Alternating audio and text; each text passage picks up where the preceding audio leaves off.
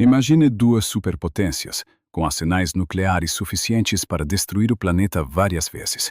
Uma delas coloca mísseis com ogivas atômicas a apenas 13 minutos de voo da capital da outra. Durante 13 dias inteiros, em outubro de 1962, o mundo inteiro prendeu a respiração. Generais americanos pressionavam por uma invasão imediata de Cuba.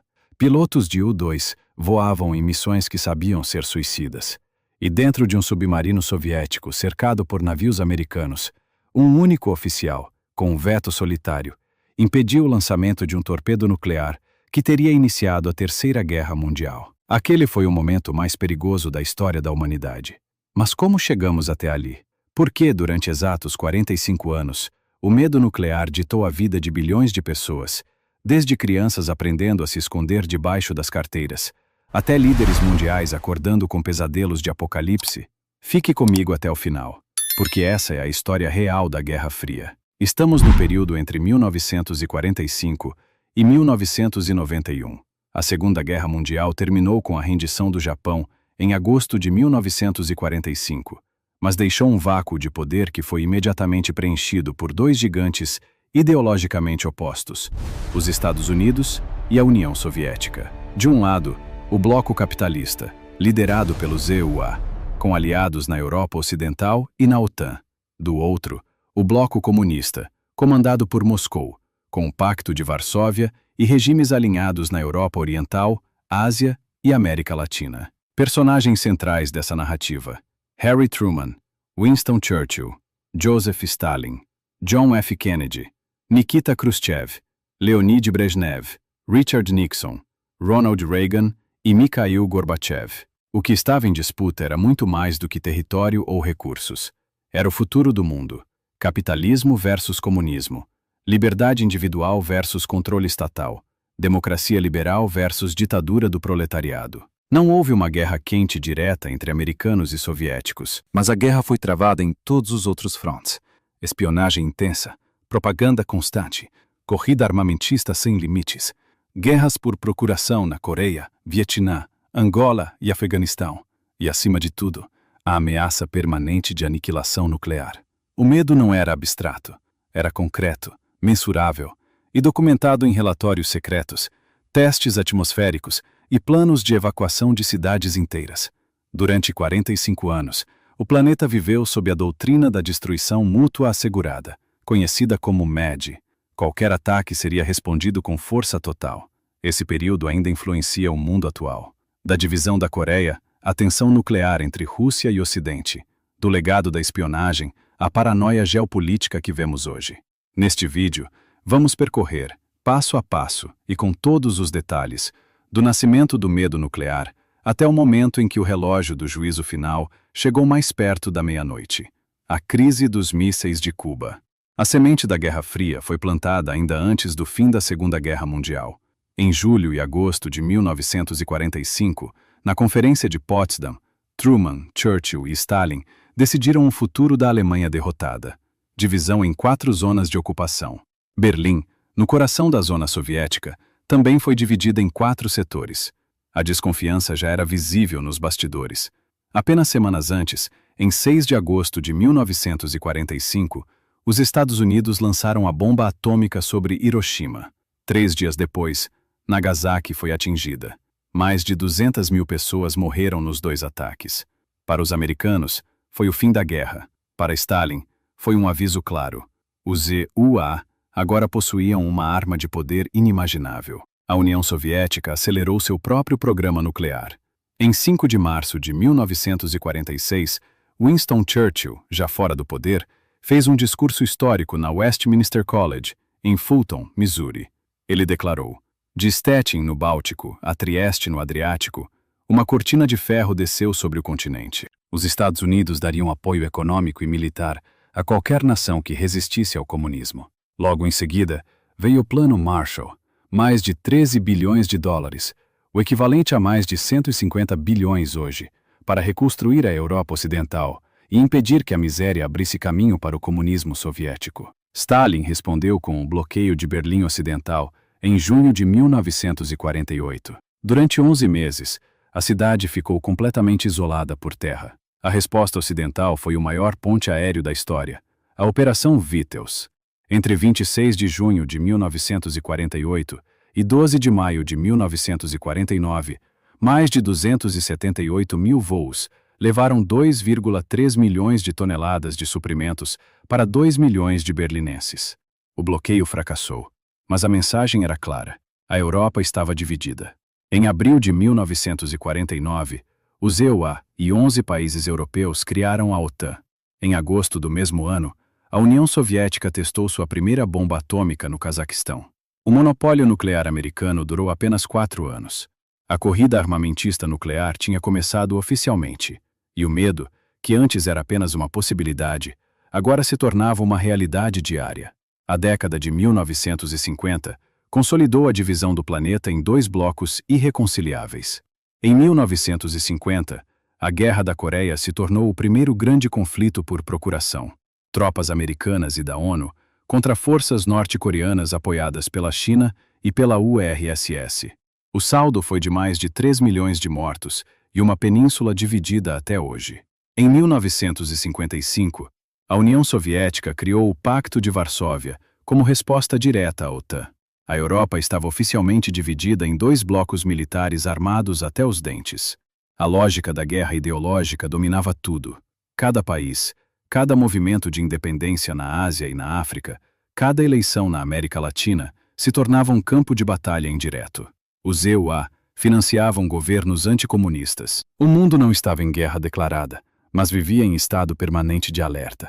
E o símbolo mais poderoso dessa divisão ainda estava por vir. Berlim se tornou o retrato físico do conflito global.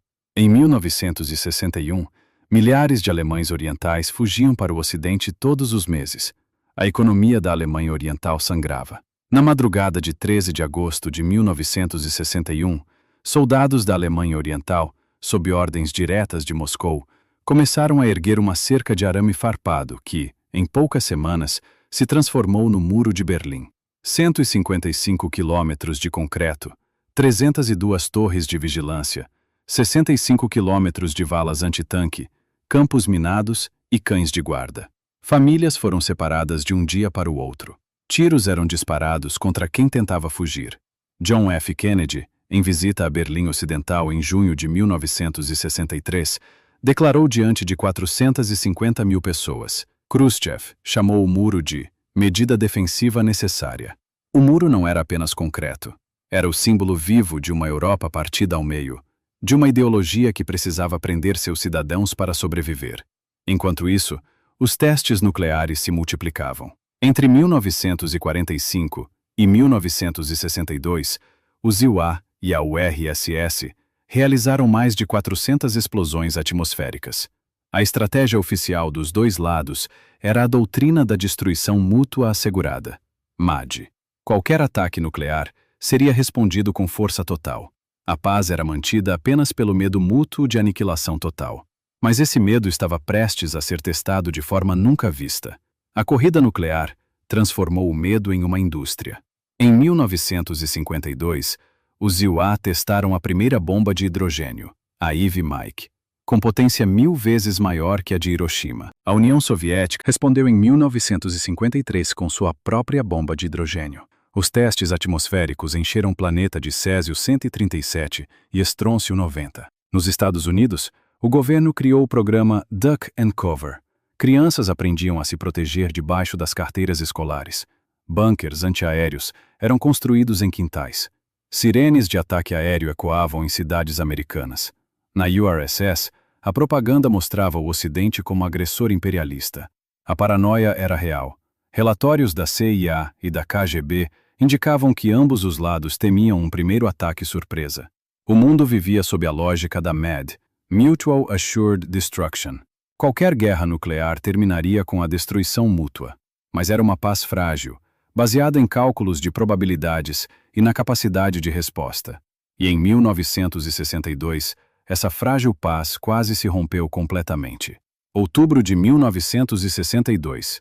A Revolução Cubana de 1959 havia levado Fidel Castro ao poder. Depois do fracasso da invasão da Baía dos Porcos em abril de 1961, Castro se aproximou ainda mais de Moscou. Nikita Khrushchev decidiu instalar mísseis nucleares em Cuba como forma de proteger o regime e equilibrar a vantagem americana em mísseis intercontinentais. Em segredo, a URSS enviou 24 mísseis balísticos R-12 e R-14, com alcance de até 1.700 quilômetros, capazes de atingir Washington em menos de 13 minutos. Em 14 de outubro de 1962, um avião espião U-2 americano fotografou os mísseis em construção. Kennedy foi informado em 16 de outubro. Ele convocou o ExComm, o Comitê Executivo do Conselho de Segurança Nacional. Durante dias, os assessores debateram invasão total, bombardeio aéreo ou bloqueio naval. Em 22 de outubro, Kennedy apareceu na televisão e anunciou ao mundo a quarentena de Cuba, um bloqueio naval. Durante 13 dias, o planeta acompanhou em tempo real. No dia 27 de outubro, o Black Saturday, a tensão chegou ao pico absoluto. Um U-2 americano foi abatido sobre Cuba, matando o piloto Rudolf Anderson. Ao mesmo tempo, no Atlântico, o submarino soviético B-59, armado com um torpedo nuclear, foi cercado por navios americanos que lançavam cargas de profundidade como sinal de alerta. Dentro do submarino, sem comunicação com Moscou, o capitão Valentin Savitsky acreditou que a guerra já havia começado e ordenou o lançamento do torpedo nuclear. Apenas um homem discordou: o vice-comandante Vassily Arkhipov. Ele usou seu veto e impediu o lançamento. Aquele veto salvou o mundo. Aqui está o detalhe que muda tudo o que sabemos sobre aquele outubro de 1962. Documentos desclassificados décadas depois revelam que Kennedy e Khrushchev trocaram cartas secretas desesperadas.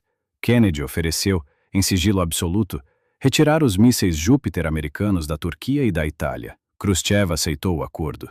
Para não parecer fraqueza perante o próprio povo e o Politburo, o acordo foi mantido em total sigilo por anos. O que o mundo viu foi apenas o anúncio público de que os mísseis soviéticos seriam retirados de Cuba.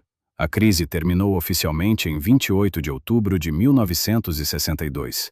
Mas aquele acordo secreto provou que, mesmo no auge do terror, a razão humana prevaleceu, por pouco, e mostrou ao mundo que a doutrina MED não era apenas teoria. Ela havia sido testada na prática e quase falhou. Depois da crise, uma linha direta de comunicação, o famoso telefone vermelho, foi instalada entre Washington e Moscou para evitar mal-entendidos futuros. Em 1963, os dois países assinaram um tratado de proibição parcial de testes nucleares, banindo explosões no ar, no mar e no espaço. Em 1968, o Tratado de Não Proliferação Nuclear foi assinado por mais de 190 países. A Guerra Fria continuou por décadas, com momentos de detente e novos picos de tensão. Vietnã, Afeganistão, a corrida espacial. Em 1989, o Muro de Berlim caiu em 9 de novembro, transmitido ao vivo para o mundo inteiro. Em 1991, a União Soviética se dissolveu oficialmente. A Guerra Fria terminou sem um único tiro disparado diretamente entre as duas superpotências. Mas o legado nuclear permaneceu. Hoje, mais de 12 mil ogivas nucleares ainda existem no planeta, concentradas principalmente em Rússia e Estados Unidos. O ponto mais assustador da Guerra Fria não foi apenas a existência das bombas, foi o fato de que o destino do mundo ficou repetidamente nas mãos de decisões humanas, falhas, impulsivas e silenciosas. Um veto solitário dentro de um submarino, uma carta secreta trocada entre dois líderes, um piloto abatido por engano. O mundo esteve a minutos do fim, não por causa de uma grande batalha, mas por causa de pequenos erros, mal-entendidos e coragem de poucos homens. Essa é a verdadeira lição daquele período. O poder nuclear colocou a humanidade inteira refém de si mesma. A Guerra Fria transformou a política internacional para sempre. Alianças como a OTAN e o Pacto de Varsóvia moldaram a Europa até hoje. A espionagem evoluiu para a vigilância digital. A cultura foi inundada de filmes, livros e músicas que refletiam o medo nuclear, de Dr. Strangelove a The Day After. Crianças cresceram com simulacros de ataques atômicos. A tecnologia avançou em ritmo acelerado. Internet, satélites, computadores, tudo impulsionado pela corrida armamentista. E o fim oficial da Guerra Fria, em 1991, não eliminou totalmente a ameaça. O medo atômico continua presente em novas tensões geopolíticas. Durante 45 anos, a humanidade viveu sob a sombra permanente de um cogumelo nuclear. Não foram exércitos convencionais que mantiveram a paz. Foi o medo, puro e simples. O medo de que um erro, uma decisão tomada em pânico ou um único homem no fundo do mar pudesse acabar com tudo. A Guerra Fria não foi apenas uma disputa ideológica entre capitalismo e comunismo. Foi o período em que o poder humano chegou mais perto de destruir a si mesmo. E aquela pegada de medo, de concreto e de cinza nuclear, ainda marca o planeta até os dias de hoje. Se essa história de tensão, poder e o instante em que o mundo esteve a minutos do fim te prendeu desde o primeiro segundo, inscreva-se no Pegadas do Poder agora, ative o sininho e deixe seu like. Comente abaixo qual momento da Guerra Fria você considera o mais assustador.